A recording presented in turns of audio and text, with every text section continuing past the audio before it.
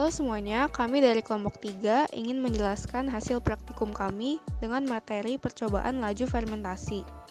Sebelumnya kami ingin memperkenalkan diri. Kelompok kami beranggotakan Aurelia Verlin, nomor absen 4, Eugenia Sheila absen 6, Fani Jayani absen 7, saya sendiri Michelle Graciela nomor absen 15, dan Stella Esther dengan nomor absen 23. Berikut ini adalah hasil dari percobaan kami. Landasan teori, respirasi anaerob adalah proses pembebasan energi tanpa adanya oksigen. Contoh respirasi anaerob adalah fermentasi, seperti fermentasi alkohol, fermentasi asam laktat, dan fermentasi asam anticuka. Beberapa contoh hasil fermentasi adalah etanol, asam laktat, dan hidrogen. Akan tetapi, beberapa komponen lain dapat juga dihasilkan dari fermentasi seperti asam butirat dan aseton. Mikroorganisme pada fermentasi adalah Saccharomyces cerevisiae atau ragi. Terdapat pula faktor-faktor yang mempengaruhi proses fermentasi untuk menghasilkan etanol, diantaranya gas karbon dioksida, pH substrat, nutrien, temperatur, dan oksigen.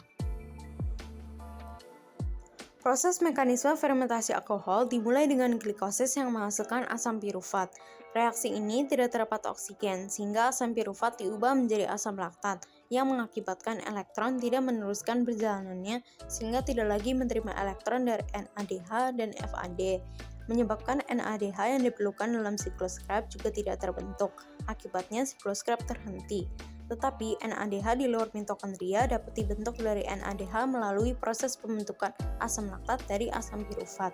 Asam laktat termasuk zat kimia yang merugikan karena bersifat beracun. Pada fermentasi alkohol dihasilkan 2 ATP, 2 NADH, 2 CO2, dan 2 alkohol atau etanol. Tujuan dilakukannya percobaan laju fermentasi alkohol adalah untuk mengetahui laju fermentasi alkohol dan memahami hasil percobaan tersebut dari 3 jenis air yang berbeda, yakni air dingin, air hangat, dan air panas. Selain itu, untuk mengamati perubahan dan peristiwa yang terjadi selama proses fermentasi berlangsung. Alat dan bahan yang dibutuhkan. Yang pertama, ada 3 buah botol kaca.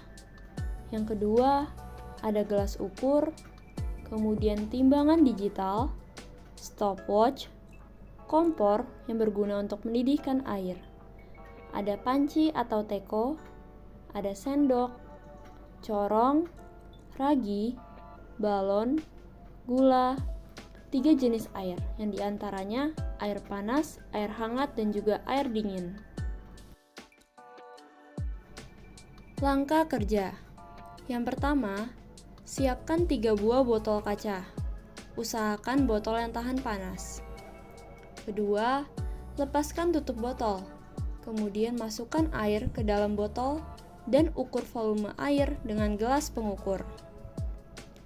Ketiga jenis air tersebut adalah: yang pertama, air panas, yaitu air yang telah direbus hingga mendidih. Kedua, air hangat, yaitu campuran kira-kira 3/4 air dingin dan 1/4 air mendidih. Yang terakhir ada air dingin atau air biasa. Kami mengukur masing-masing botol kaca dengan volume air 225 ml. Ketiga, bila sudah, timbang gula pasir menggunakan timbangan dan masukkan ke dalam setiap botol sebanyak 10 gram. Kocok botol hingga gula larut. Kemudian, bagilah 1 saset ragi instan menjadi 3 bagian dan timbang masing-masing seberat 3,5 gram. Yang kelima, masukkan ragi yang telah dibagi 3 tersebut secara bersamaan ke dalam masing-masing botol. Goyang-goyangkan botol yang sudah diisi ragi secara mendatar ke kanan dan ke kiri atau melingkar selama 1 menit.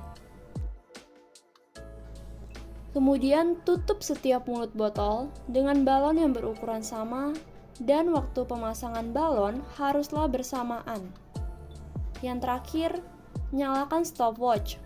Kemudian catatlah pada menit keberapa balon mulai mengembang serta ukur ketinggian buih. Ukur pula diameter balon yang sudah mengembang dan juga tingkat kekerasannya. Hasil percobaan. Di sini kami menggunakan air dengan volume masing-masing 225 ml dan juga waktu pengembangannya adalah 45 menit. Untuk yang pertama, jenis air panas, suhu awalnya adalah 49 derajat Celcius dan suhu akhirnya menjadi 36 derajat Celcius. Ukuran diameter pada balonnya 17,5 cm dan ketinggian busanya kurang lebih 1 cm. Yang kedua, untuk air hangat, suhu awalnya adalah 36 derajat Celcius dan suhu akhirnya menjadi 32 derajat Celcius dan juga diameter balonnya berukuran 22 cm dan ketinggian busanya kurang lebih 1 cm. Yang terakhir, untuk jenis air dingin, suhu awalnya adalah 29 derajat Celcius dan suhu akhirnya menjadi 33 derajat Celcius. Ukuran diameter pada balonnya 19 cm dan juga ketinggian busanya kurang lebih 1 cm. Untuk pembahasan, jika suhu semakin rendah, maka laju reaksi fermentasi juga akan semakin lambat. Begitu pula sebaliknya. Jika suhu terlalu tinggi, maka mikroba akan mati, sehingga proses fermentasi tidak akan berlangsung. Jadi kesimpulannya, suhu yang tepat adalah saat suhu stabil. Botol yang mempunyai reaksi paling cepat adalah botol yang berisi air hangat atau balon merah. Dikarenakan reaksi berlangsung pada suhu ideal atau tidak terlalu dingin maupun tidak terlalu panas, dan balon mengembang lebih dulu dibanding yang lainnya, sehingga memiliki tingkat kekerasan yang paling tinggi. Saat suhu air panas atau balon putih dan air dingin atau balon ungu mulai stabil, balon mulai ikut mengembang dan mengeras seperti pada air dengan suhu hangat. Busa yang berada di dalam botol adalah CO2 yang terperangkap semakin cepat laju fermentasinya, maka semakin banyak pula busa yang dihasilkan. Di sini kita dapat melihat menit ke-33 dan menit ke-43. Kesimpulan yang dapat kami ambil pada percobaan kali ini adalah diketahui terjadinya reaksi fermentasi oleh ragi yang termasuk jenis respirasi anaerob. Pada reaksi fermentasi dihasilkan gas CO2 dan kenaikan suhu zat dalam botol akibat reaksi yang terjadi. Semoga bermanfaat. Maaf bila ada salah kata atau salah dalam pengucapan. Sekian dari kami dan terima kasih.